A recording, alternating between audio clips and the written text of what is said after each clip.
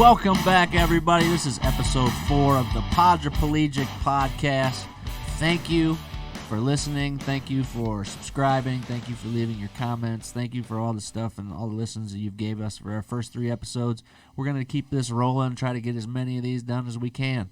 I got to get some housekeeping items out of the way, obviously. We are sponsored by the Arizona Spinal Cord Injury Association. That's azspinal.org.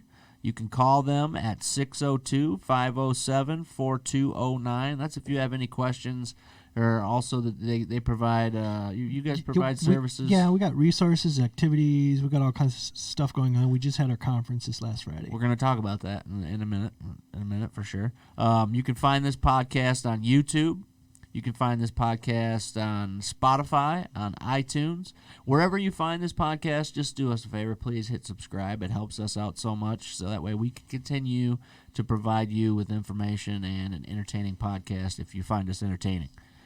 Also, Facebook, you can go to Arizona Spinal Cord Injury Friends. That's on Facebook, Arizona Spinal Cord Injury Friends. Don, Eric, and myself have 100-plus years of living with an experience living with a disability. We are also not medical professionals. I repeat, we are also not medical professionals. So if you are having emergent medical issues, please contact your doctor or 911. We are not the people to come to. I promise you that. Promise. All right. Also, there probably will be mature language and content out of me. There will be. I don't know about these guys. Yes, there will be. I'm going to try to be mature, but I mean, it's kind of swear jar. Yeah, I got one in front of me. It's full. And also, just make sure you don't sue us. That's great. Yeah, no. We have no money anyhow. Yeah, you're not going to get much. Yeah. You might get a couple of microphones out of the deal. No. I'll claim bankruptcy before that happens. At any time you have any issues, please contact Eric Kenning at azspinal.org. You can call him also at 602-507-4209. Call him with any questions, concerns, or comments that you have. Yeah. Negative or positive, he wants to hear from you. That's so true. So please call him and send anything his way. He's rolling his eyes right now. Not mine. And after that, we go right into the news. Mr. Eric Kenning. Nerd alert, nerd. Beep boop, nerd alert, beep boop, nerd. Still working on the nerd. Okay, interesting stuff in March. Already, we're not even halfway through the month, and I found a ton of stuff. In Germany, I guess, are you still using stigmatizing terms such as mentally perverted and mentally weak? They are actually changing that, and it was in their penal code. So they're going to change that now. And so they're going to make it more PC, so which is good. The other thing, Twitter is prohibiting dehumanizing disability posts. Twitter is cracking down on posts that dehumanize people with disabilities with a new policy pledging to remove such content. I wonder what they consider dehumanizing. I know, right? I mean, there's a lot of variation. I mean, dang. Yeah, that's going to be a difficult one. I wonder what the wording on that is. Maybe for next one, you can try to read that fine print, huh? You know what? I may have to do that. Yeah, that's a good idea. Yeah, let's see what we can see what we can come up with. Look, we got to keep them informed. We got to keep our listeners informed. We don't want them posting some bad things on Twitter and then getting banned. Let me see. To address the DSP shortage, lawmakers want nationwide headcount. So this is actually would track the number of direct support professionals for the first time under a new proposal designed to help address the shortage of these workers. So I'm thinking this is like caregivers and stuff, you know? So go ahead. Say they're doing what with those again? They want to track the number of direct support professionals for the first time ever. So they want to actually get a number count. Oh, okay. And this is to help to address the shortage of actual workers. Yeah. That is happening. They could pay them more.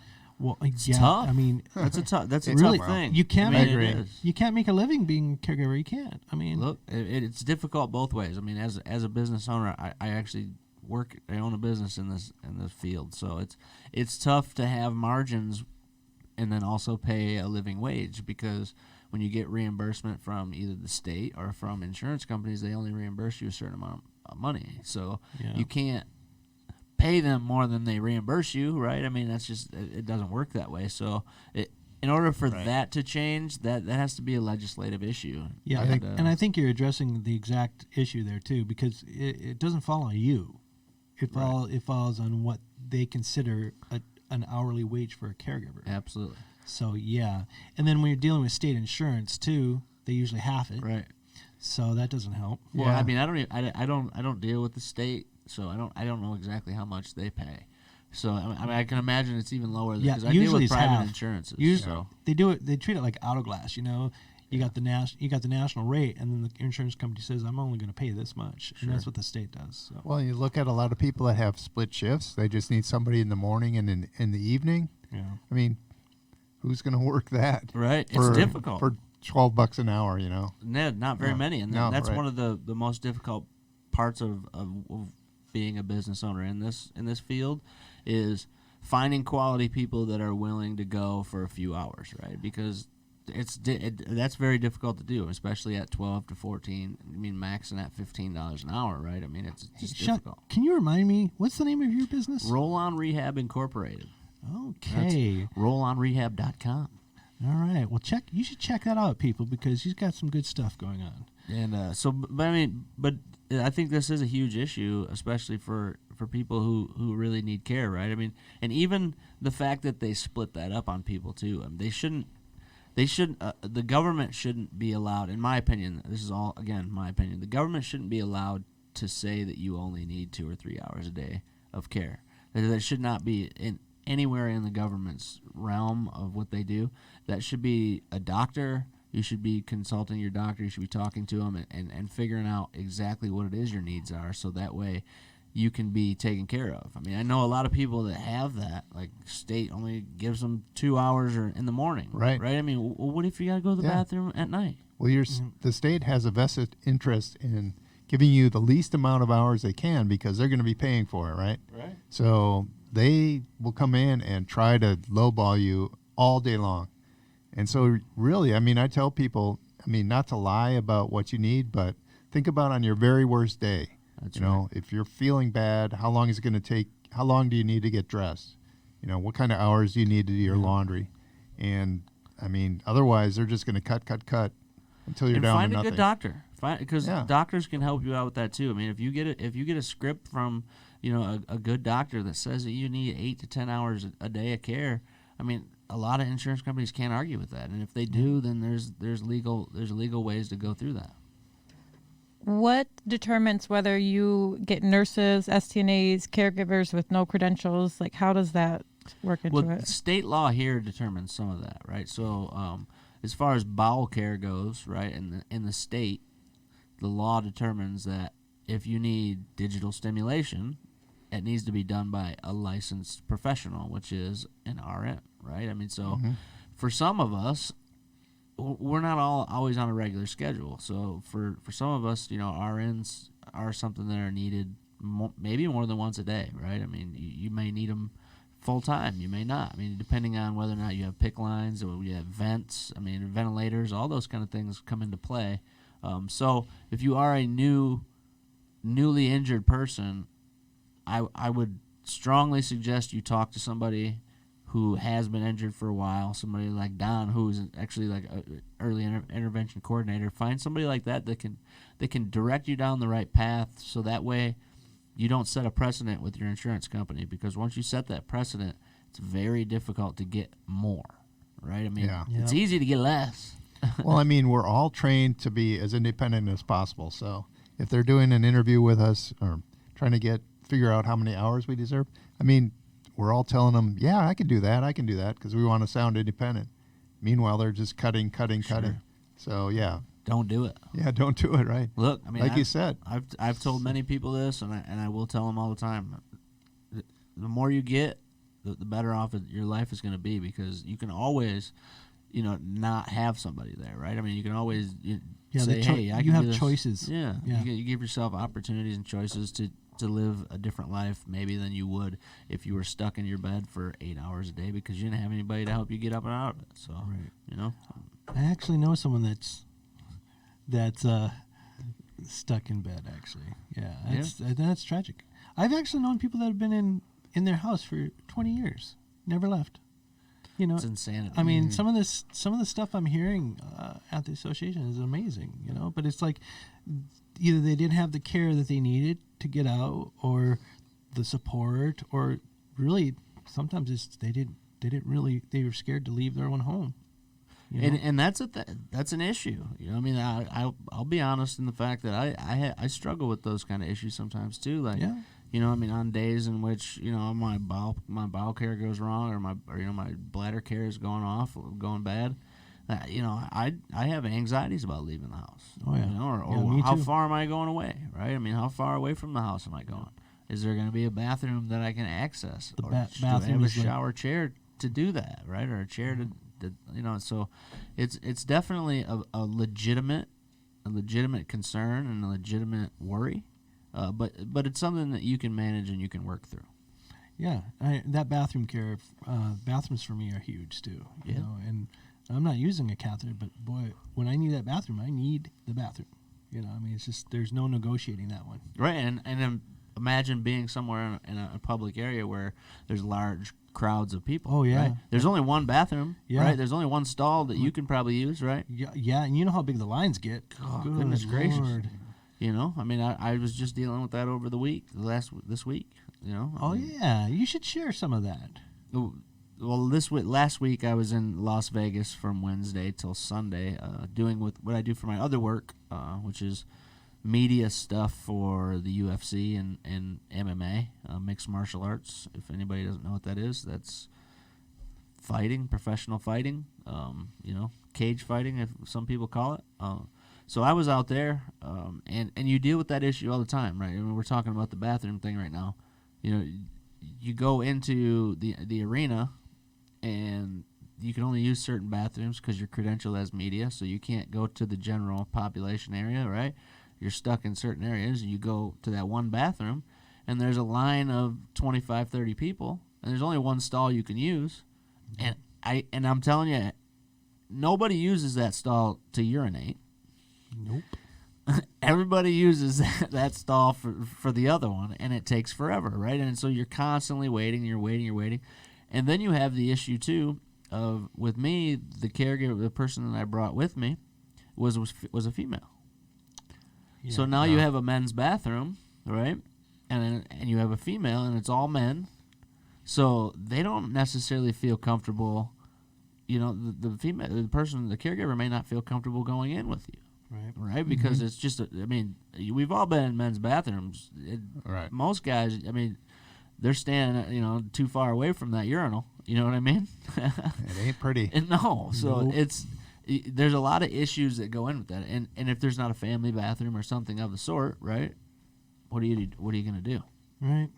You just kind of have to deal with it. I know for me, a lot of times I'll ask the caregiver where they feel more comfortable, whether it's the women's bathroom or if they're okay coming in the men's, and if they say women's, then I have them go in and announce to everyone, hey, I'm a caregiver taking care of somebody, and I'm going to bring a man through here just so everybody knows. And then then I'll go in there and use the women's. That's cool. So it's about I don't know, it's about comfortability, I guess. Yeah. Yeah. Well, it's compromise too. Yeah, I mean, yeah. really. But you shouldn't, like that's something that in 2020 we shouldn't have to do, Yeah, I know.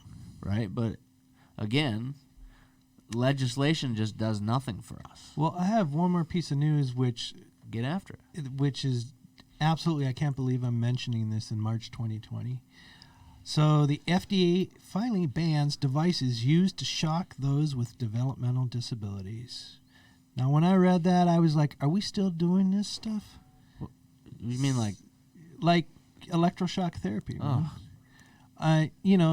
Just people Oh. with mental disabilities. It's just like, oh, okay, well, you're not doing what I want you to do. Let's hook you up.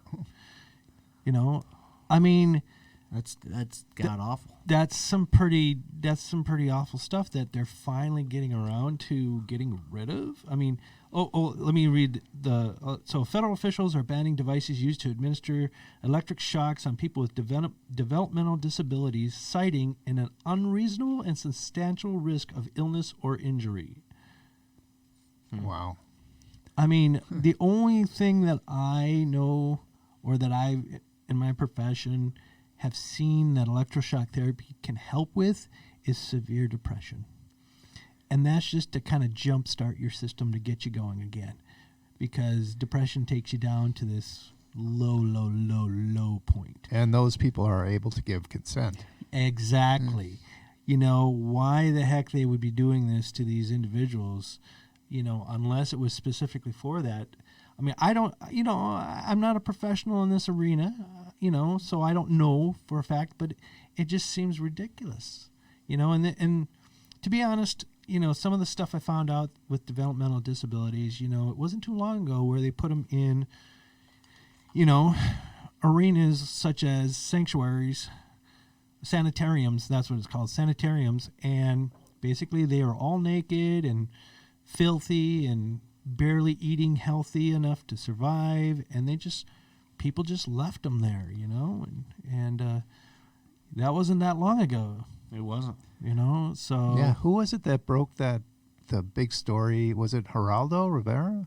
What, the Willowbrook thing where he went in? I mean, I'm not a big fan of Geraldo, but was the Sounds Willowbrook like in you Minnesota? I think it was. like was in New York or something. Was it New York? And he went in and Someone took video, and it just kind of blew up the whole mental institution Ooh, thing. let me see. I'm gonna get my I think it was. I'm gonna get my phone out. We're gonna find You out. gonna look that one up? Yeah, It wasn't. Geraldo?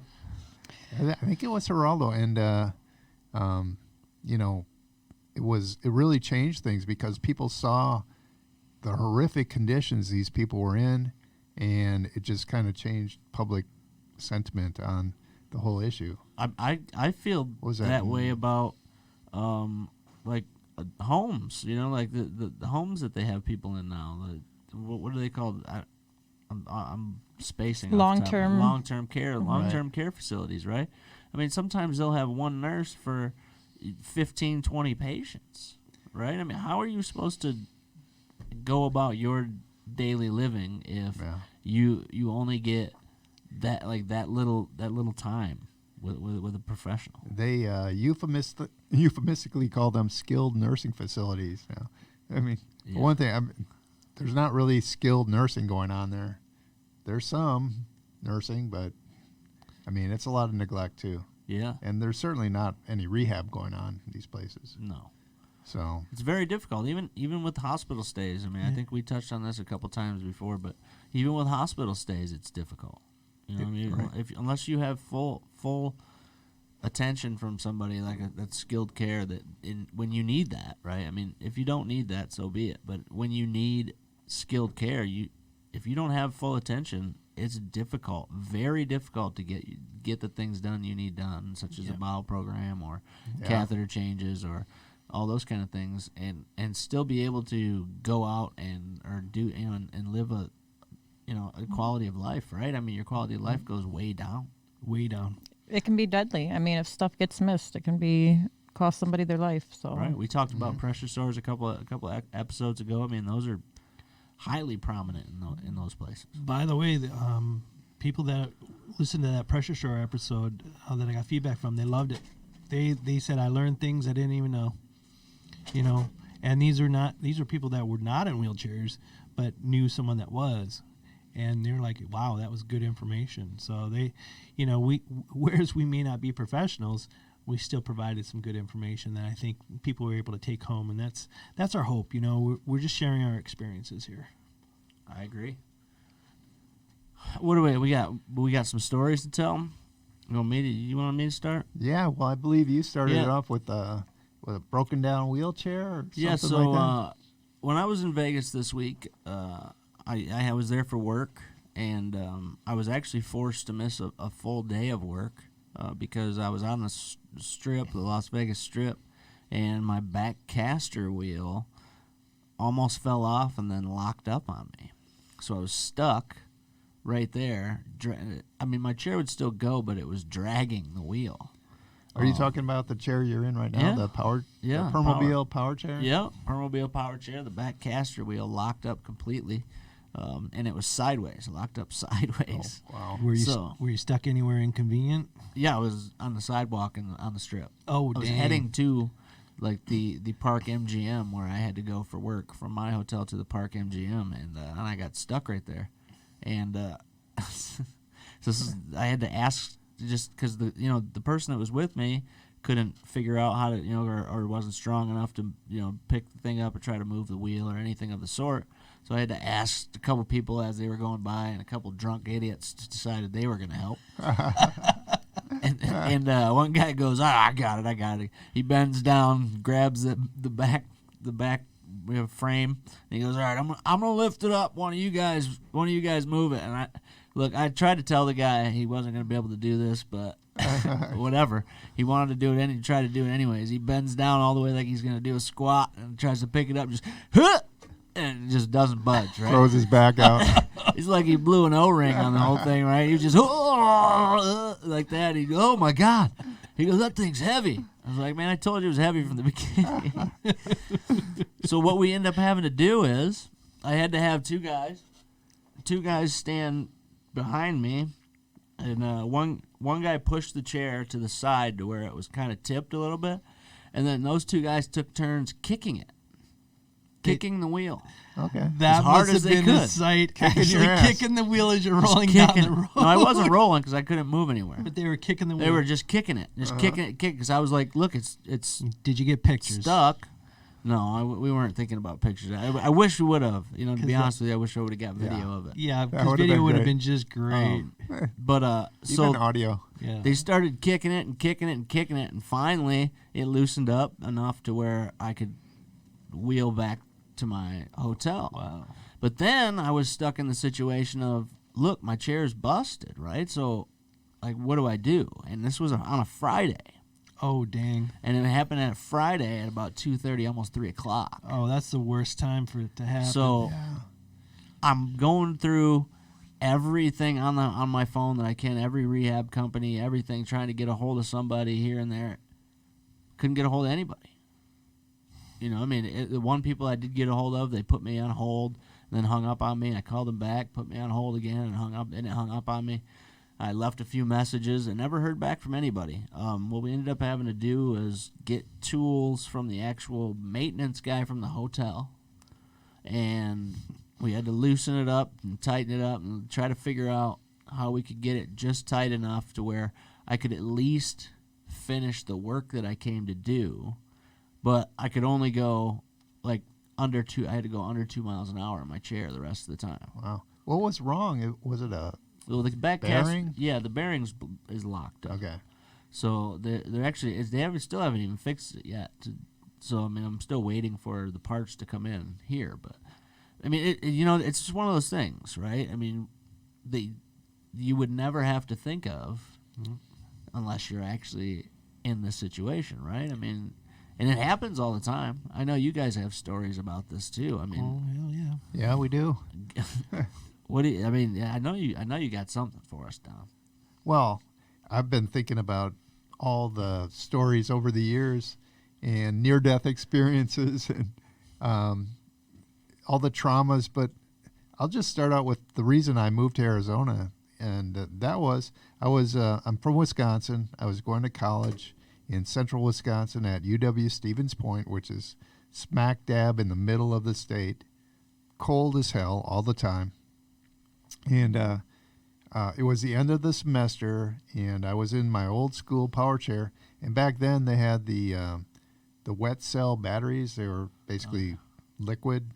And so it was end of December. It's probably 15 below zero.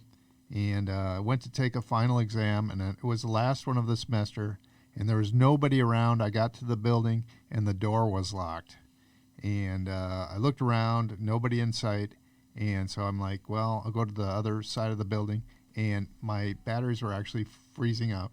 So I couldn't move. I was stuck there, freezing my tail off, and thinking, this is the end. This is how I'm going to go. Oh no. trying to take a final exam of all things.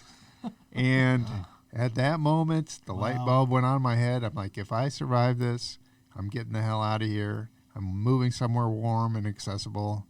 And literally, that was the last class I took there, and started the process to move to Arizona.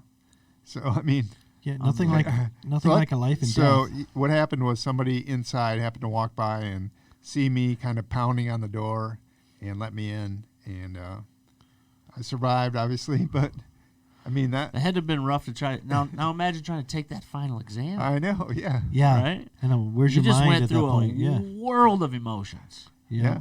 Every was- emotion you could possibly go through, probably. I mean, it's funny in retrospect, but I mean, at the time, I was panicking. I mean, Oh yeah.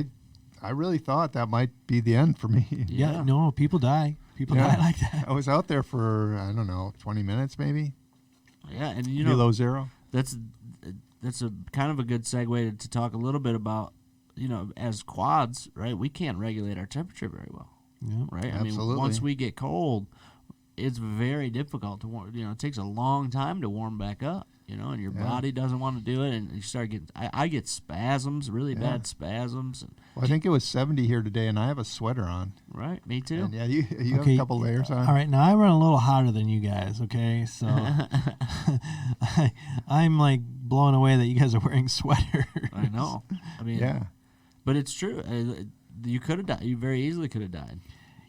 When I first moved to Arizona, one of the things that I heard on the news was someone was a quadriplegic in a wheelchair, and it was the middle of summer, and their wheel slipped off the sidewalk, and no one was around, and they fell out of their chair. They were on the ground, and they died. They died trying to get out of the sun.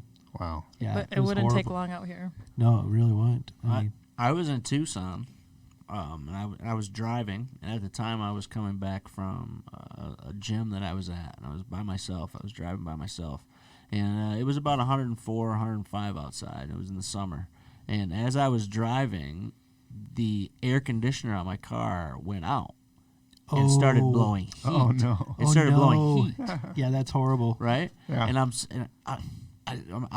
just sweating. I mean, I'm dying at this point. I'm like, oh my God, what do I do, right? So I was so super close to home. So I tried to. I'm like, all right, I'm just gonna make it. I'm gonna make it. But I'm like nodding off. I'm like nodding out because I'm yeah. about to stroke out, heat stroke Yeah. out, right? So I take this left and I go, and then all of a sudden I'm pretty much out. All I can barely see is kind of like when you look through the wrong way in the binoculars, right? Yep. I could see just a little bit, and I'm like, oh my God, I got to pull over. Well, I just whipped into this parking lot, and I smashed into about 2 or 3 things, right? And I hit the button, and I get out, and it was one of the, there's a bunch of different places, but I couldn't really know. I didn't know what I was doing. I was just trying to get somebody to help me. And I wheeled into a dry cleaners, and nobody spoke English. Oh no. And so I'm trying to tell them, I'm like, help me. And then I passed out. And I was out. I went out cold. And when I woke up on the floor, there's some guy giving me chest compressions. Oh, my God. Oh no. Wow. Yeah. And the lady screaming, what I found out later is, you need to leave. You need to leave. You need to leave. Please leave. Please leave. Because she's probably had no clue what was going Right, on, right. right? I just wheeled in there just with a blaze of like, blah, help me, and then blah, I would be passed happy out. to leave if I Yeah. could get back in my chair. Unbelievable. And so I Wow. had to get taken to the hospital. I was in the hospital for a day or two. Wow. Yeah, that was a rough one. So We were talking about heat. So Yeah. that story popped up. yeah, no, it's. I was at the Renaissance Festival, not this year, but last year, and the Renaissance Festival here in Arizona goes way back. So you can go way back to the back where the jousting is, and it's quite a big oval. Did you hit that button? Which one? The nerd alert button. Yeah. You're talking about jousting. Oh, And a renaissance. Nerd alert. Thank you. Nerd alert. Nerd alert. We don't want our listeners to be gypped on anything. They no, need that. you're right. I Sorry. should have done that right Sorry, away. As soon continue. as, That was right after the D&D tournament. Oh my God, yeah. So yeah, I'm at the Renaissance Festival. It's getting towards the end of the day. I'm kind of hot.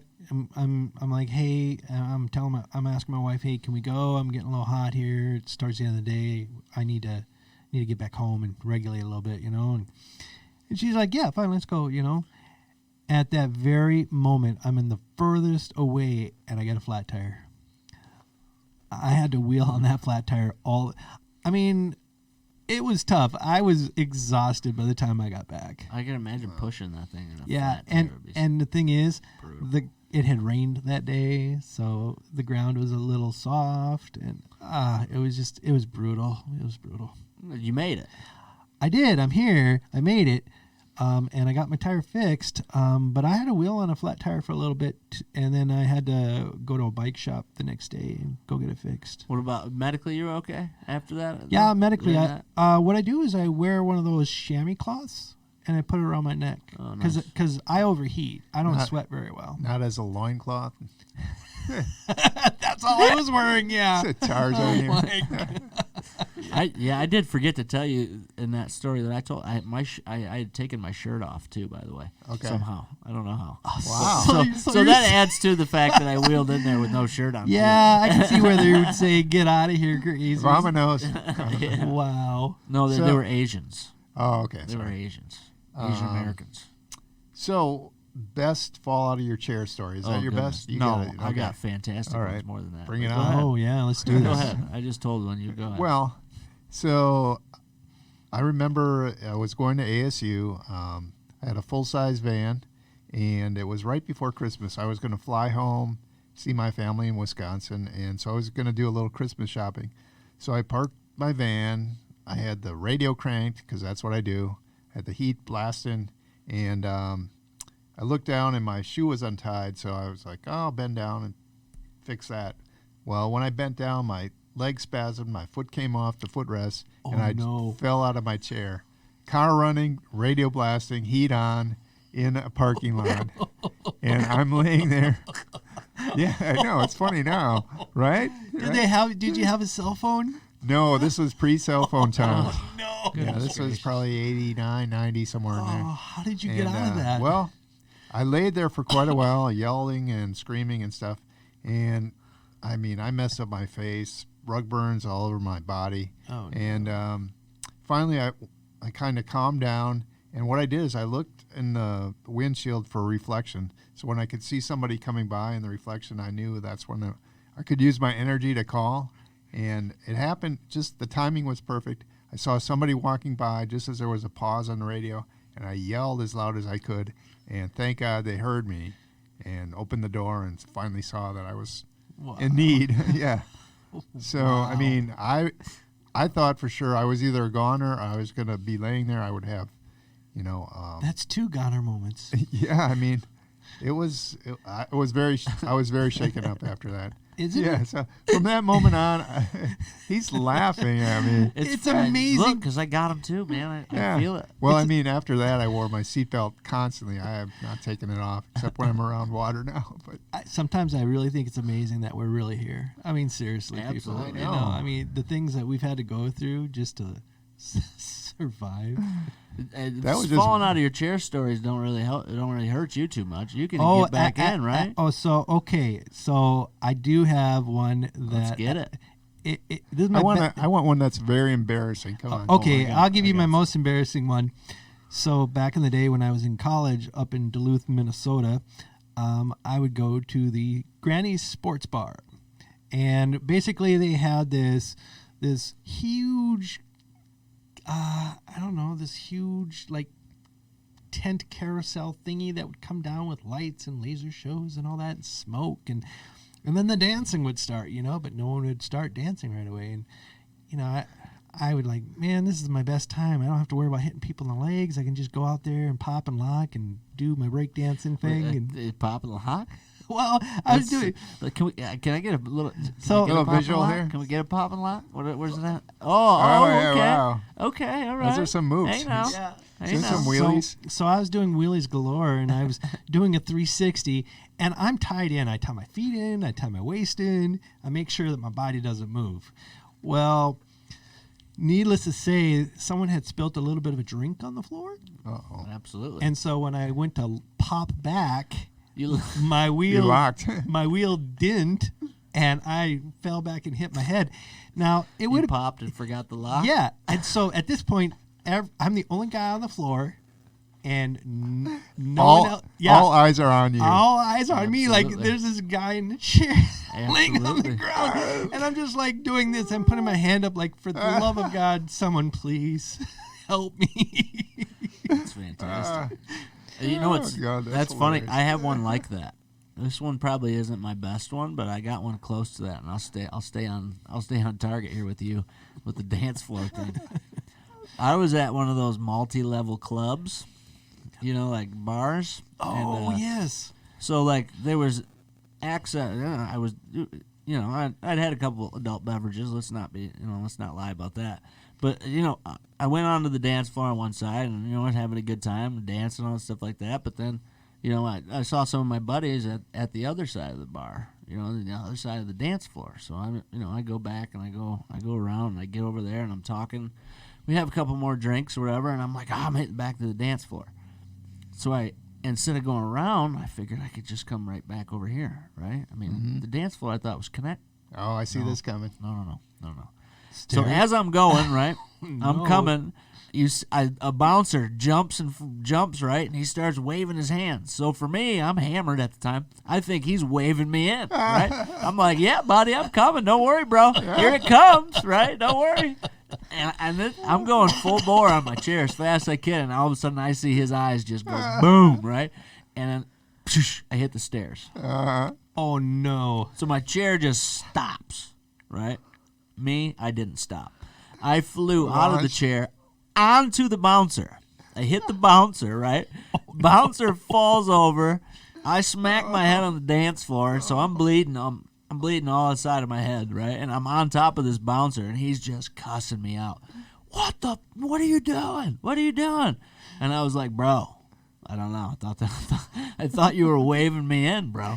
And he was like, no. He was actually trying to get me to stop. That is an entrance right there, man. But yeah, I was bleeding. I mean, so then they couldn't get my chair off the stair thing, right? Because they needed like 5 or 6 people to like get it. Oh, yeah. How many to get stairs it off. were there? I mean, one? Just one? Well, 4 or 5 Oh, at my least. goodness. Wow. At least 4 or 5. And you had that chair, like a chair like that, Yeah, hung yeah. up on it? Yeah. Oh, man. Well, because I have the pin underneath that locks me into driving my car. Oh, and that's what caught you from going. That's what stopped it on the stair. And I was gone, man. I was 100% airborne. My buddies said they were like, dude, how'd it feel to fly, bro? Because I was airborne. I took that dude out. Needless to say, I got ejected from that place for sure. They threw me out. It actually had to be carried out by one of my buddies. My buddy carried me out and they were switching off and holding on to me, like, you know what I mean, like just Yeah. whatever. What's that called? Bucket carrier or Yeah. wedding Oh, carrier? I don't The know. fireman's carry there. Fireman's carry. How many blacklists are you on? I mean, Quite a few. This is 2 and 2 episodes.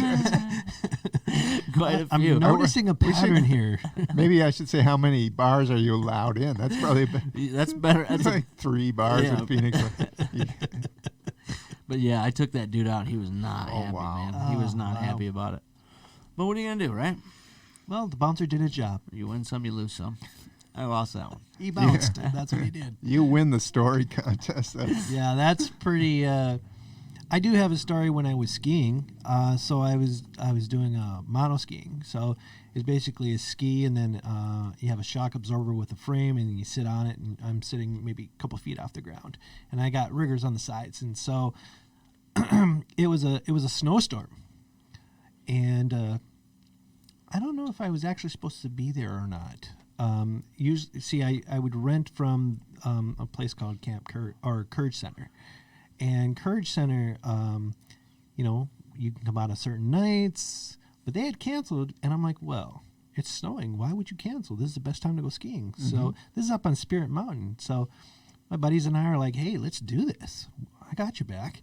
And I'm like, okay, let's do this. So we went, and we're skiing and having a great time. And I tried to do moguls, and I ended up doing I tried moguls for the first time, and I sucked really bad. And I stabbed my ski into the bottom part of the mogul hill, and it super flexed it. And then I ended up doing a cartwheel and one wrist was like bent completely over. Yard sale. Yep, I did a yard sale, and I slid down 2 more. Well, then after that, my wrist was not feeling so good, so we went home.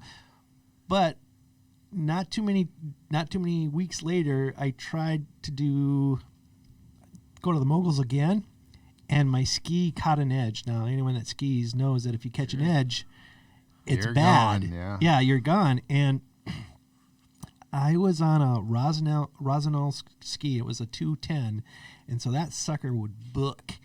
And getting to the moguls, you have 2 like culvert super bumps that go completely across the hill to slow you down. Well, I caught the edge right before I hit that bump. I was airborne. And then when I landed, I came in and I landed just in time to fall completely to the ground on my side and launch right over the second one. Wow. When I landed, my ski had ripped out of the binding. That's fantastic. Yeah, the screws and all. So I was like, well, I'm going to need some ski patrol here. Ski patrol. So I was alive and nothing got injured, but man, I thought my friends were going to lay an egg. I mean, they were like, oh my God. It probably looked pretty impressive, huh? Yeah, I got air. I got some serious you did. air. Way to go. Did you tuck and roll or what? No, there was no tucking. I was completely strapped in. I was like, "What?" I even had my riggers with me still when I landed. Oh man. Yeah, no, there was no getting away from that mess. That's fantastic. Donna, you got another one for us? I see you got a bunch of bullet points over there. Yeah, just all kinds of stories from 37 years of living with a disability. I mean, I don't even know where to start here. I can think, well, talking about snow, I'll go back to when I was in Wisconsin. And I was going to school, like I said, in Wisconsin, Stevens Point. And I got my first vehicle. And my parents drove it up from Milwaukee to Stevens Point and dropped it off. And then they continued on about another 50 miles to Wausau, where my sister was in a ski meet. So I got the idea, hey, I have my van here. I'm going to get in it, and I'm going to drive it up there and surprise them. Well, I hadn't driven it before. This was all new. I got in it, and I drove about a mile, and my arms just started to seize up. I had all these, spasms, and it was bad. So I just pulled over to the side of the road, and it was snowing like crazy, and I should have turned around, but I didn't. I persevered, and I drove 2 miles at a time from Stevens Point to Wausau, pulling over every so often, and I made it. And I surprised the hell out of them, and I was really proud of myself. But looking back, it was probably the dumbest thing I've ever done, because at any point... I mean, when you say the dumbest thing, I've heard 2 near-death experiences. Yeah, well, I mean, I've got a bunch of them, but that was... So, and then when I got in the van to leave, I put it in reverse, and I kind of fell over, so I completely missed the brake, and my car shot across the parking lot and did not hit anything, miraculously.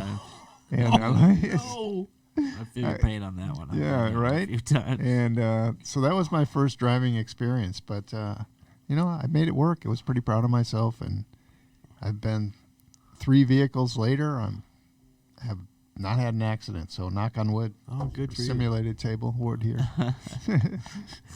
That's good. So, yeah. I like that the moral of all these stories is I'm still here. I still made it. Still made it. Still alive. Yeah.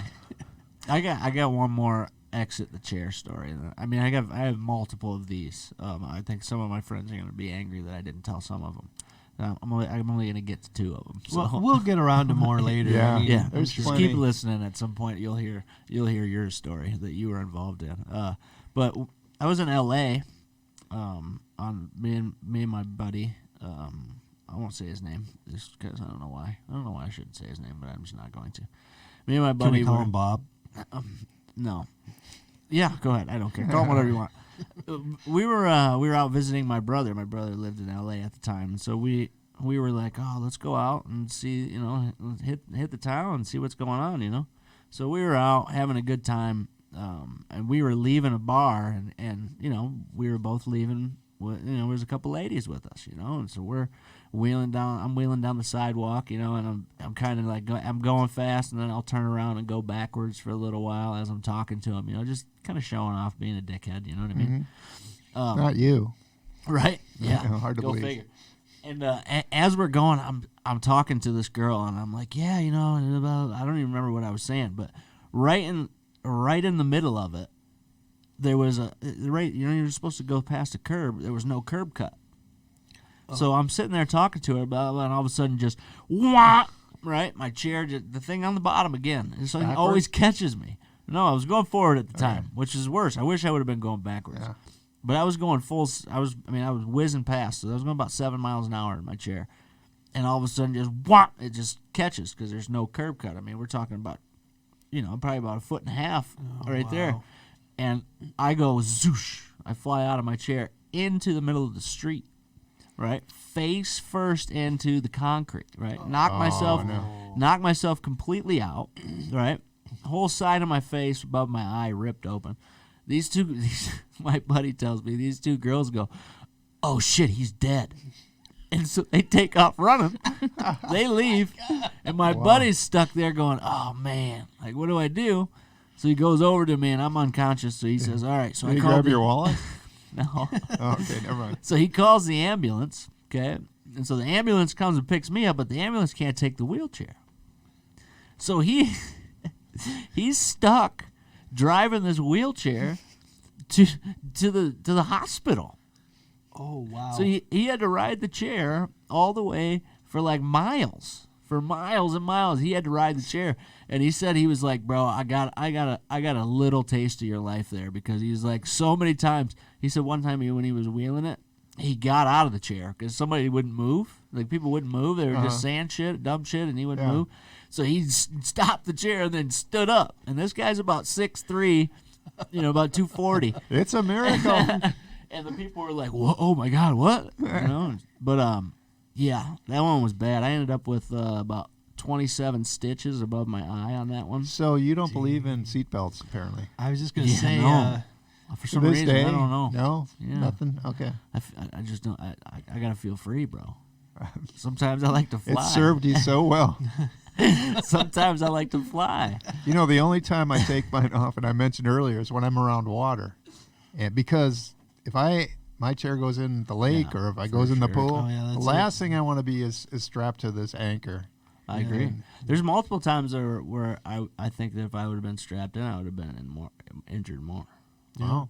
Yeah, multiple Possible. times. Well, I mean, they do the Day at the Lake thing here in Phoenix, out at Bartlett Lake, and 2 or 3 years ago, one of the guys backed up, his chair went into the lake, and thank God he was not strapped in, or he would have gone down. It's like 100 feet of water. Oh. I couldn't even imagine. And that would have went fast. The chair went down. He was all right. They Oh, rescued wow. him, but Yeah, I have that story fear. gives me just chills just thinking about it. I have Dang, that fear every Phoenicians. summer when I go out on the dock and on the stuff like that, and when I'm going from the dock to the boat, because it's a change just and all that stuff. one and, miscalculation and that's one it. little whoops, and I'm in the lake.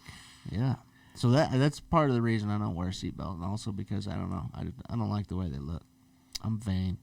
So you wear your fanny pack instead? Fanny packs are back. All right. You're bringing them You're back? bringing No, it back? I'm not bringing them back. You're They've making them been brought sexy back. again? Joe Rogan brought them back, I believe. Mr. Joe Rogan. Well, that is one of the more manly fanny packs I've seen. Thank you. Yeah. I'll take that as a compliment. Well, it's meant that way. It's a manly pack. Yeah. I have a question. Do you guys have insurance on your chairs? So if it does No. go in the water, there's no such thing as that? No. That's horrible. No. I don't know. I don't know how that works. I wouldn't even know how that would begin to work. Renters right? insurance. Maybe or under something? homeowners if Yeah, something homeowners. happened. I don't know. Yeah, Do you no, have a backup chair, a spare?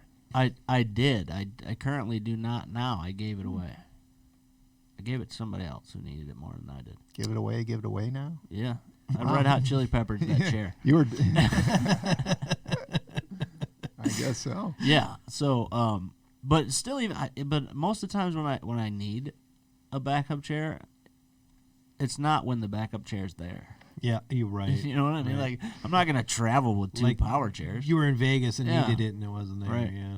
Yeah. So that one, Have you guys ever lost your chair? I've had my chair lost by airlines. Well, I lost mine on a hill. I was getting into my van, and this is when I was in Flagstaff, but I was sitting on a hill, and as I transferred out of my chair into the van, I didn't put any brakes on my chair, and it just went zoom. Ghost Rider. And I had a gentleman that got out of his car. He's like, "Do you want me to get this?" And I'm like, "Yes, get it. I Stop kinda the need ro- that." Stop that." He was kind Oh, the enough to bring visual it on that back, one is but fantastic. I'm just sitting in the van like, well, I'm not gonna have a chair. Oh, I seriously, I was reaching for it. I was like, no. That is just such a sad scenario. Yeah, A lone wheelchair rolling down a hill. the only thing that would have been worse is if I was in like San Francisco or something like that, man, because it would have been gone. I got a San Francisco story. I don't know about those hills. Yeah, for sure. Go for it. So, these batteries only last so long on these chairs, and Amen. when you're in somewhere like San Francisco where you're going up hills, Oh, all you're the time. using that battery up. So, we're out again.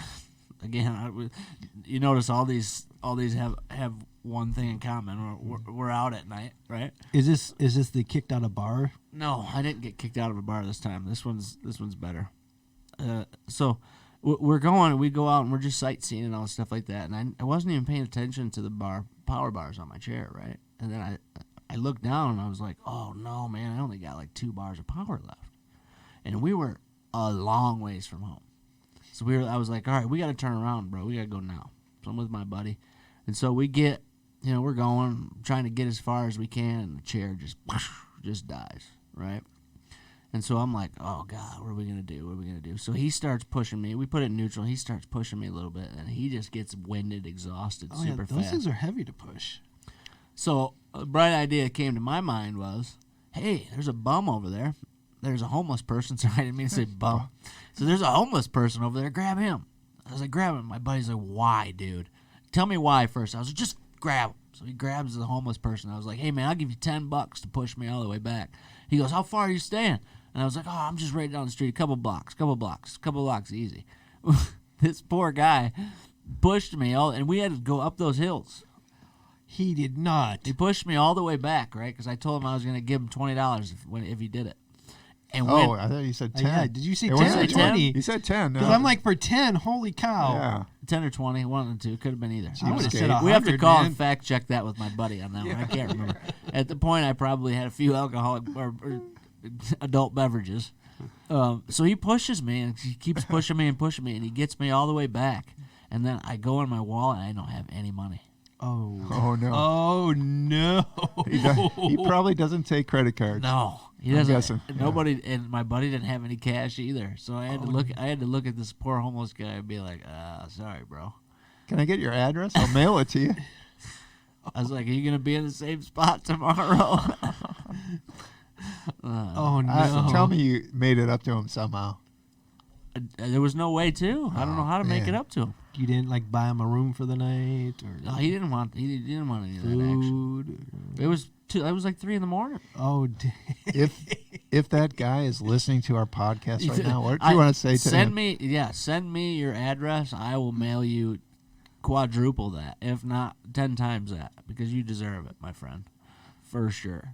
He pushed me all the way back. That's amazing. I Unbelievable. love it. Yeah. You know, it's amazing how kind people really are. Sometimes. When I found that, and when I've been in desperate situations, people have come out of the woodwork to help. I mean, Yeah. they really have. Me too. But then again, there are times when there's no one around. And those are interesting, to say the least. Yeah, but you are right. People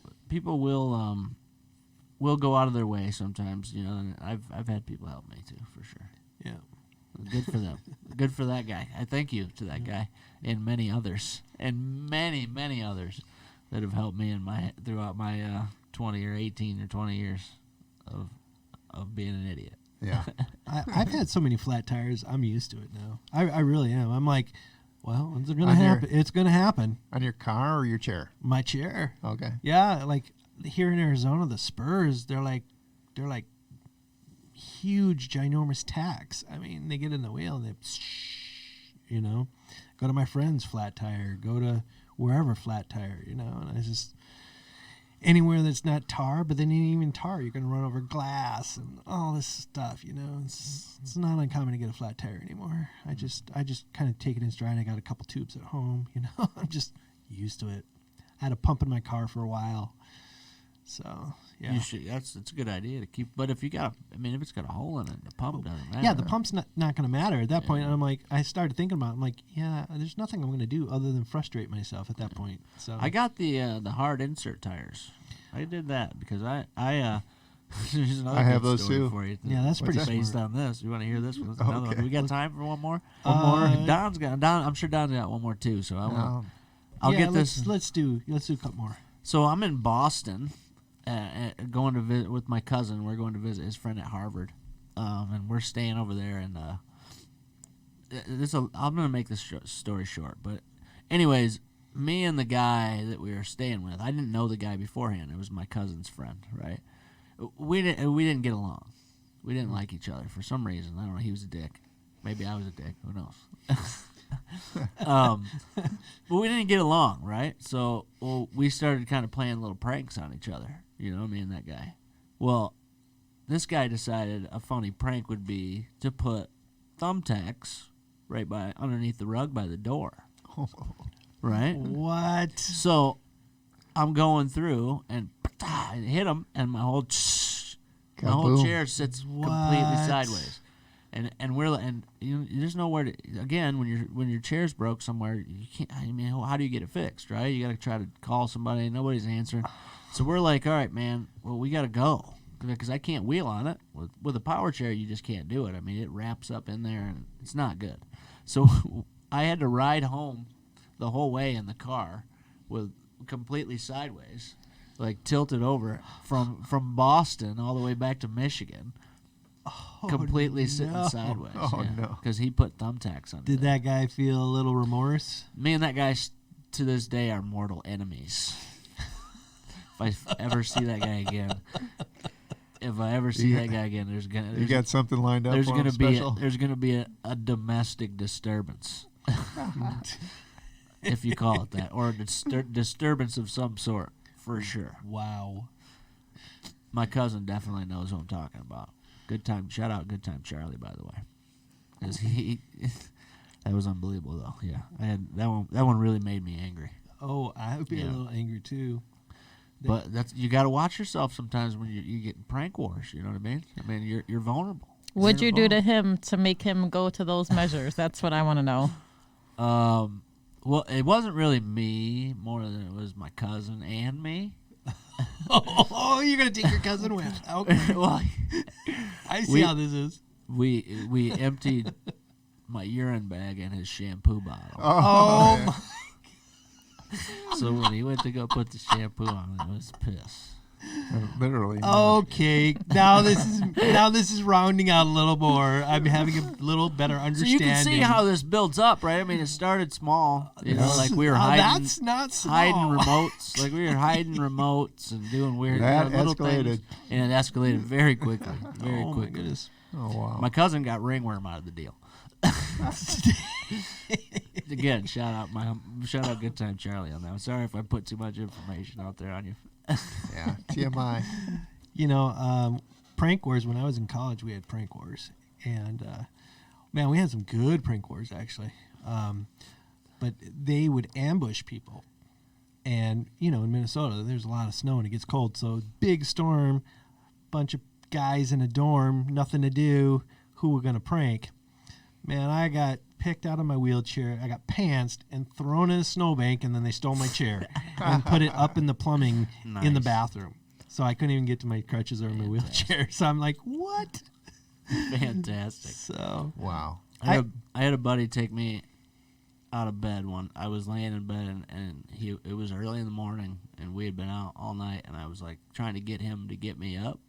I mean, we were traveling and he just wasn't having it. He was so angry at me because I kept yelling at him, and he picked me up out of bed and sat and then just laid me on the floor and then went right back to sleep. I was like, dude, come on!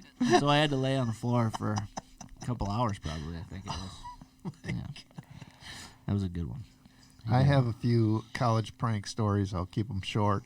But there was a guy, when I was at ASU, there was a guy in our dorm, Eric, who has CP, and he is the most innocent-looking guy you'd ever want to see. I mean, there's no way this guy could be a troublemaker.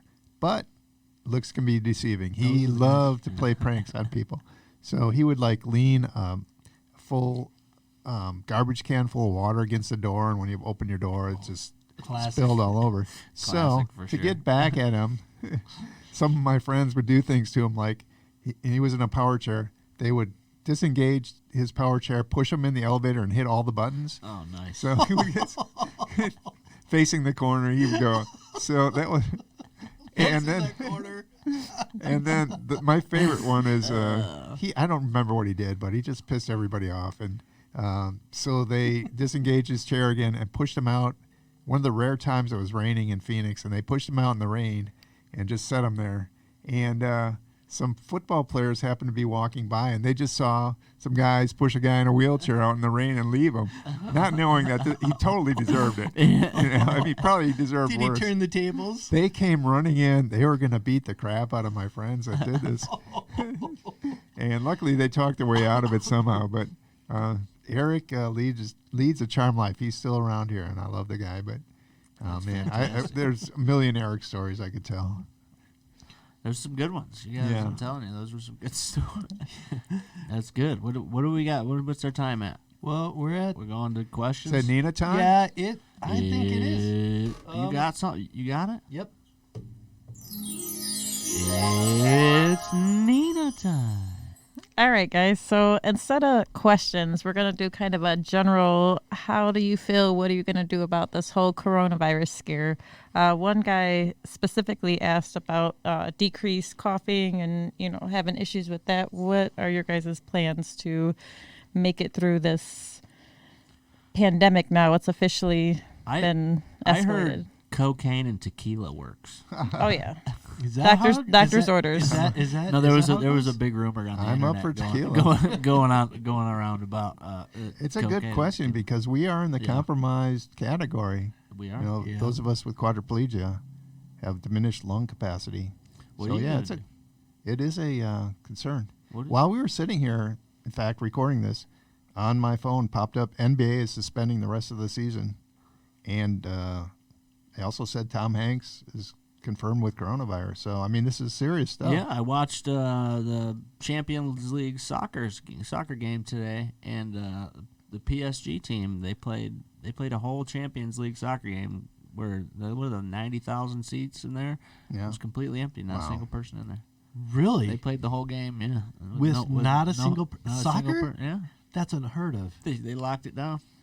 I think what I'm going to do is not much, to be honest with you. I'm probably going to live my life like I usually do. I'll probably avoid major places. Like I don't plan to go to any Phoenix Suns games or any of the baseball games around here. The spring training games, I'll probably avoid those, and maybe some other places where crowds are extremely high. Yeah. But I just got back from, you know what I mean? I was just at Vegas at one of the biggest fights of the year. I mean, there was hundreds of thousands of people around there. Yeah. Right? We probably should have taken your temperature on the way in here. It was 102. Is that good? Is that good? I thought higher no, the better. No, that's bad. I thought higher the better. What? You kidding me? I'm not a medical professional, but that sounds a little high to me. No, so I don't think I'm going to do much other than try to avoid major crowds. What about you? Yeah, same way. But I think if we were to catch it, how do you cough? I mean, do you use assisted coughing? No. I lean over, like I can move around quite a bit, and a lot of times I'll grab underneath of a table like this, and I'll tighten up as much as I can and set yourself off a spasm or something. Not a spasm. I have a baclofen pump, so spasms are pretty difficult to come by. But I'll squeeze with my upper body and then kind of move forward, or I'll have somebody pound on my back while I lay over top of my legs. I was going to say, roll side to side, have somebody pound on your back, percussion, and cupped hand. If you have like a vibrating massager, and just put that on your chest, or if you're quadriplegic, you should have. You should, right? Absolutely. Yeah. For other things, if not this. We won't go there right now, but that's a whole other episode, is it not? Yes, it is. But are you familiar with assistive coughing? Yeah, well, sort of. It's kind of basically a Heimlich maneuver, where somebody pushes on right below your rib cage, like count of 3, 1, 2, 3. You cough and they push. And it allows you to get as quadriplegics, we have no cough. To get the phlegm out. Get the phlegm out, yeah. Oh, wow. So you don't get like pneumonia and stuff. Right. It's really important to learn that and kind of practice that a little bit.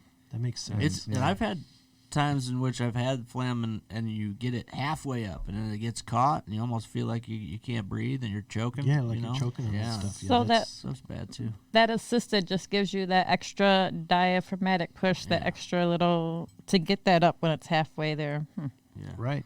Okay. Right. Have you had to do that yet? I haven't had to do that. No. Hopefully you don't ever have to. No. Yeah. Well, that coronavirus, I'm not going to do very much either. Like, there's really not much. I'm definitely not going to go out and buy all the toilet paper in the world and all the hand sanitizer in the world. Too late anyhow. It's all gone. I know. It's, Well, I think one thing being lucky is as a quad for me is I don't touch a lot of things. You know what I mean? Like, because my hands don't necessarily work the best, so I'm not grabbing door handles, and I'm not like hitting toilet flushers or anything like. You know what I mean? So, see, I got the opposite. I'm touching my wheels. You got grabby hands. My wheels touch the ground. Yeah, I got grabby hands. My wheels touch the ground. I'm touching everything. That's why I'm sitting away from him. The amount of dirt that goes on these hands every day is ridiculous. So how often do you wash? Every time I go to the bathroom. Every time. So what's that? Every 4 to 6 hours? Well, I think every time more. every time I eat, every time I go to the bathroom, I'm just washing my hands. It's just good hygiene is really what it comes down to. Don't touch your mouth. Are you one? A lot of people do. No, I'm a mouth toucher. I touch my too. mouth I'm a face all toucher. the time. My face. Thank God it's not like poison ivy. Oh man, I have it all over my face and everything. If it was, but yeah, I know I'm a face toucher. I touch my face all the time. You gotta be weary of that at this time. I hear it's completely airborne. All you have to do is breathe, and those face masks don't really help. And there's either you're gonna get it or you're not. Really is what it comes down to. Yeah, I would say just avoid people who have the coronavirus. Well, I'm not going to go see Tom Hanks anytime soon. The problem is you don't know who has it, really, because you can go without symptoms for days, I hear. Really? Yeah. Yeah. You can go for That's the problem. like a whole week or 2 weeks without even having symptoms. Yeah. You guys could be in trouble. I just got back from Vegas. Yeah. I'm blaming you if this happens, man. We have a whole corona podcast while we're secluded in a bubble, or what? As long as it's the corona that is in a bottle. That's the. I can't catch the coronavirus. I only drink Modelo's. So what do you, Nina? What are you gonna do? Being an RN and everything, you got to touch some funky stuff all day long. Yeah, in the hospitals, to be honest, we're not doing too much extra there either. Just the same thing, hand hygiene, washing those hands the same amount that we always do, which is every 5 seconds anyways. And then, like you said, watching out for symptoms. There's really no point in it. And, everybody has a runny nose and, a sore throat right now. It's flu season. So it's really hard to be on high alert. You have everybody telling you to be on high alert, but you're on a high alert for what? So, we're doing our usual things in the hospital, but personally, I'm doing the same things, hand washing. That's it. Yeah. Staying away from the busy places if I can. Says the person who just got back from the beer festival. Yeah, that's true. That's true. Yeah, didn't the Surgeon General say you're not supposed to congregate more in large crowds, which equals 250 people or more? In which you're drinking beverages that are handed by other people. Yeah, true. and That other are people that are pouring it on a tap. That's Starting all now. over the place. Yeah, Alcohol. starting now.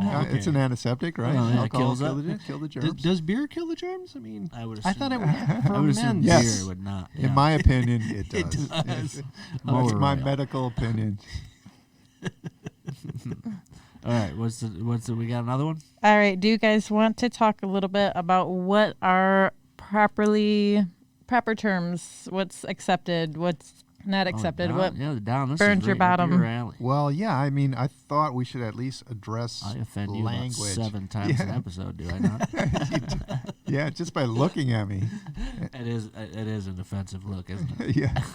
But I mean, realistically, some people are offended by certain language, and maybe we have to address that here because we're pretty freewheeling. I mean, I don't think any of us are really what you would call PC.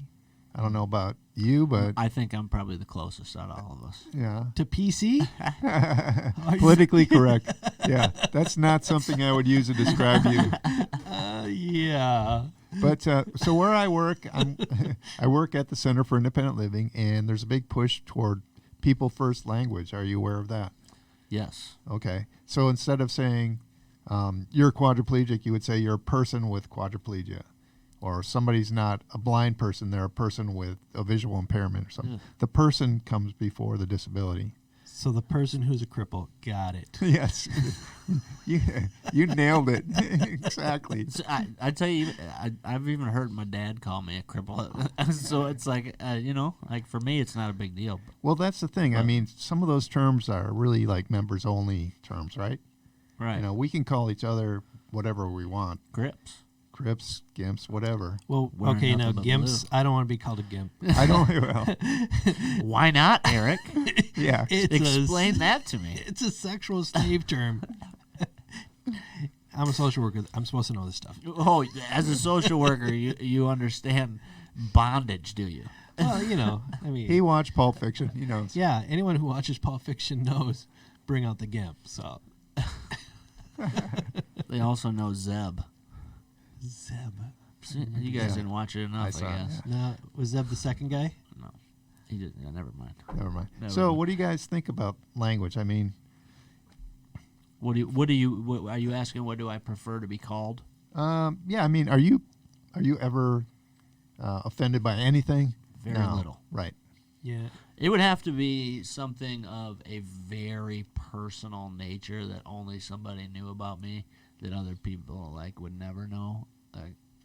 That maybe that would offend me, but even then, I'm very difficult to offend. Isn't it approach too? I mean, if someone's in my face and they're being all aggressive and angsty towards me, and they use a word that normally I'd be okay with, I mean, at that point, I know where it's coming from, and I'm like, oh, they mean it in a bad way, and Right. not in a bad way, but in a way that they want to hurt me. I know what you mean. It's all context. Like, I was in an elevator once with a 90-year-old woman. She said, "Oh yeah, my brother was a cripple too." So in that context, it didn't offend me. One time, though, I was rolling down the street. Somebody drove by and yelled out the window, "Cripple," and that was to me offensive. So same word, different context, and different meanings. I think I'm more offended by actions than I am words. If I was to be offended, I like in big crowds of people when they just don't understand or don't know how to act, I guess, around people in chairs or people with disabilities. Like, I get somewhat angry, I guess, about that more than I do of anything anybody's ever said to me. Yeah. What about euphemisms for disability, like physically challenged or handy-capable, those type of things? I mean, I personally don't use them. I don't think. I don't think I've ever used one of those. But I don't. I feel like as long as the person is using it to empower themselves, why would it be an issue for me? I guess that's the way I feel. I mean, I don't know about you guys, but Well, sometimes it seems like people try too hard. I mean, it's like, I'm not a delicate flower here, people. I can, although my wife would call me a dandelion, but but that's for other reasons. Oh, really? Well, it's just is it part of that? Is that part of that You don't want to be called gimp reasons? No. It's just like when she picks a zit on my back or something like that, Oh, pop God. a blackhead, and I go, ow, and she'll be like, "You're such a dandelion." Took a strange turn. Yeah. So I'm letting you into my Like a personal life a little bit. snowflake. Yeah. Gotcha. Yeah. But yeah, but yeah, no, it almost seems like people try too hard sometimes. Just try not to hate. Really People- is what I'm trying to say. What we're trying They to say. overthink it. Yeah. It's like just be normal, and if that's a part of your normal context, if you go down south, or southeast, or you go north, anywhere else in the country, they may have different terms that they like to use, terms of endearment, actually, and we don't know. So, what do you think is the preferred term? Handicapped, disabled, physically challenged? What, I think Eric really is the best term. Eric? Yeah, I think- Dandelion? Yeah, dandelion. I don't know the answer to this question, to be Yeah, honest with you. I really. I have no clue. For me, because when I write, when you write, like when you're trying to write about it, like sometimes I write individual with a disability, or sometimes I write disabled individual. Sometimes I write, I think that's what I write. Mostly what I write is those two. Okay. If I really do think, but I always think about it when I'm writing. I'm like, wait, should I actually say what is their exact, a person with MS, or what I mean, like, or a person with, CP, or or a person, or a quadriplegic, or a paraplegic. I mean, should you break it down to that far? I don't know. I guess I don't know the answer to that. So there is no answer really, but just personal preference and What's the politically correct way to do it? So if I'm asking you, if I'm somebody who doesn't have a disability, what would be the politically correct way for them to describe you? probably a person with a disability. That's probably the most widely accepted term. And then if you want to get specific, a person with quadriplegia. But Yeah. Most people don't know how to spell that word. right, or they assume A person something with a bad about sense of humor. quadriplegia. People sometimes, when I tell them I'm a person with quadriplegia and I can move my arms, they say you're not a quadriplegic. Right. You know. Oh, So- you should introduce them to the walking quads. Yeah. Oh, those aren't quads. What are you talking about? Or in Europe, You want to get into this? I'll get into it. No, just kidding. in Europe the term is tetraplegia.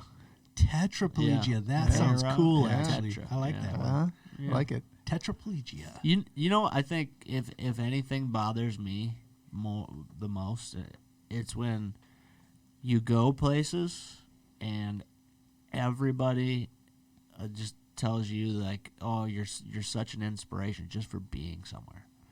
That drives me nuts. I'm sorry. Yeah, just for showing up to the party. Like, how am I? What I'm inspiring you? Why? You not seeing me? I'm hammered right now. You know what I mean? I'm face first on the dance floor. Who am I inspiring? Right? But I mean, I understand maybe where they're coming from too. Or you know what else drives me nuts is when when you're somewhere in the line at Walgreens and somebody, oh hey, how'd you get in a chair? Like, dude, I don't want to relive that with you right now. Like, why would I want to relive that with you right now? You know what I mean? Like, you're asking me to go back to a day that was really an awful day, right? And now I got to do it for an absolute stranger? Like, that stuff is more annoying to me than if somebody was to be like, hey, say crippled or disabled or, whatever they want to say. Keep your attitude. I have my own. That's right. That's right. Yeah. I live by that credo. The whole inspiration thing, man. I get you on that one, man. I still have issues with that one because I'm just like, I'm really just living my life. I'm trying to live my best life the best way I know how. And here, people are telling me I'm an inspiration. Oh, if I'm truly an inspiration, there should be some financial remuneration for this because I need to see the results of how gracious these people truly are. Well, you don't carry a tip jar with you? No, I should. I should be like, here you go. Yeah. Show me. Show me how Inspirations for inspiring. $10. Yeah. Yeah. And I'll inspire you for $50. And don't get me wrong. I mean, I understand that there's it can be inspiring. Okay, living one's life with a disability can be inspiring, and I'm not trying to knock that. I'm just, when I was in college and I went to the Olympics and did all that, and I did motivational speaking, and people would come up and say, "You're such an inspiration." And I was trying to be an inspiration at that point, okay? But then when I was done, I'd still have people come up, "You're such an inspiration." And I'd have strangers that I didn't even know come up to me, and I'm like, "Do you know what I did?" Right. And they, obviously they don't know who I am, and yet just seeing me get into a car is their inspiration. Mm-hmm. And so I honestly think what it is it's fear. It's someone who is able-bodied and has a hard time relating and doesn't want to be in that situation, and is like, "Hey, you're in that situation and I think you're doing great, but if I were in that situation, I don't know how I could do it." Right. And I've had people tell me that too, like, "Hey, you're an inspiration because there's no way I could do what you do. I would not want to live. I would not want to do what you do to make life happen. And yet here you are doing it, fighting the odds." So, I mean, it's... I feel like if you're going to say that or somebody's an inspiration, like, there needs to be a reason as to why you're inspired, right? Like, okay, like, for people like maybe that you've mentored or you gave talks to, or something of the sort, if you've added value to their life, right? That's understandable, right? Then I can see where somebody would come and say, "Oh yeah, you're an inspiration." Maybe their family would say, "Hey, you're an inspiration to me because you help your blah blah blah, whatever." Right? So if I said to you right now, because of what you've been doing with this podcast, that you are an inspiration to me, would you hate me? No, if you really meant it. No, I do. Then sure. I think this is amazing. I would take that as a huge compliment. Yeah, you both are, because you're living. You're doing this. I mean, I can't get everyone to do this stuff. So what's the fix for that? Is it just more exposure, more mainstream? People saying, "Look, I'm not okay with this." Like, I don't know if there is. I think exposure is probably the best thing that we can ask for. But the problem with exposure is, right? I mean, if 90% of the time you see somebody who's being exposed, I mean, publicly, right? And exposure of somebody publicly, like right? They're placed and planted as an inspiration. Yeah. Right? Like, "Oh, look at this guy. He's so inspiring. Right. He's going to do a backflip on a wheelchair." Cool, bro. Like, that's awesome. Yep. Good for you. But now that's what he's known for now. Right. And he's always going to be that. But if that continues, right? I mean, if every time you see somebody with a disability on television or somewhere in public, if they continue to be referred to as an inspiration, right? Well, wait a minute. We'll never lose that. I'm just thinking of it right here. So, guy working in an office as an accountant with a disability, could that be an inspiration? That's what I'm saying. I don't know. It should be, but it's not. You don't like where we're going with this, do you, Don? No, not at all. Don loves being an inspiration. Well, you're right. I mean, the only time we're really on the news is when somebody's climbing a mountain or doing something dramatic. Right. We're not seen as just out there living everyday lives, and that's a shame, because that's what we're doing. I mean, most of us. Yeah. So absolutely. And there is a struggle. I mean, the truth be told, there is a struggle. But you know what? I've been doing it all my life, and I don't know any different. The struggle is real. The struggle is that's right. The struggle is real, and the struggle is real, and the effort is real, and how I choose to live my life is real, and in the end, I'm not trying to inspire people. I'm trying to live. Don? I think that's a good way to end it. Yeah? Yeah. All right. I mean, what else can you say? I'm with it. I'm good. I said what I needed to say. Yeah. You said more than you need to say. Probably. We got some blackmail material. I've been known to do that. Yeah, I think we can use this. My motto is say less for this year. Say less. Really? Yeah. We're gonna have to work on that motto. Is that a New Year's resolution? Say less. Yeah, we're gonna have to. It's gonna be a 15-minute podcast next week. Starting today. Yeah. Well, you guys are the ones who want me to talk so much, for God's sake. Your stories are great. Oh yeah, you got some good ones, man. I haven't done. I had tears today. The face plant was amazing. I'm looking at your face as we're talking, and I'm noticing some of the scars that's going on, and I'm like, oh, that's how that happened. I think it would be fun for people to leave in their comments some of their best stories. That'd be awesome. Fall out of your chair we stories. would love to hear. Yeah, people. we can share some of those in the next podcast. Video submissions too. If it's on Videos would be Facebook, great. that'd Oh, be yeah. fantastic. You Yeah, can yeah, tell us yeah. your story. Leave We us would a, repost it. leave Yeah. us a link on YouTube or on Facebook. Wherever you can, and just Leave us a review. Yeah. We're 5 stars on iTunes. that's like it. Yeah. that's awesome. So we got our parents to review us, I think. That's right. Our parents are doing us well right now. Well, mine it. haven't even listened. They listened to the first one, and then my mom goes, "You've had too many F words." My mother didn't realize that I had more episodes already out because she's like not familiar with the podcast thing, and so I was like, "Mom, I got a couple more episodes out. You should I'm listen." kidding. My mom actually shared it with everybody who works for us. Yeah. Yeah, Oh, that's cool. she's a trooper. My mom. I give her shit sometimes, but she's a trooper. Yeah, let's put up with you. She Yeah. has to be. Oh, believe me. she shut me out of it. We were on a cruise one time, and I was going out drinking, and she didn't want to wake up to have me go to the bathroom every 20 minutes or 30 minutes. So she just said F it and shut the door, and I had to sleep in the lobby in my chair. Moms don't play around. No joke. Love it. She was All right. tired of it. All right, guys. Well, let's end this show, All right. and thank you everyone for listening. Till next week. Yep. Just keep rolling, fellas. You guys are inspirations.